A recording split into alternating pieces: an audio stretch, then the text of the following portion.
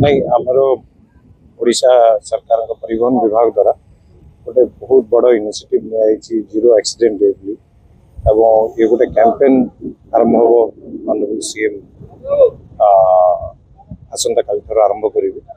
आम समस्ते सचेतन हबार आवश्यक अच्छी निजे सचेतन हवा और अन्य मानक सचेतन कर आवश्यक अच्छी तेणुक आम आम कला मध्यम लोक सचेतन आने बालुका चित्रकला निर्माण कर around 7 to 8 tons of sand लगी। तो बेसिक ये होची जे आमे जो पर्यंत निजे निजे को न बुझीबा जे आमे हेलमेट न पिंधवा द्वारा कौन क्षति होची, आमे निशा द्रव्य पान करी गाड़ी चलेवा द्वारा हमर कौन क्षति होची,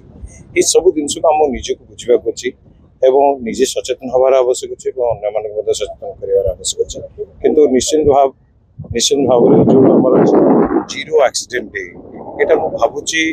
सारा भारत वर्ष रे ओडिशा होची गोटे प्रथम स्टेट जे एमती गोटे इनोवेटिव स्टेप नहीं आमे समस्त प्रति सहयोग करबा एवं निजर पार्टिसिपेशन रखा।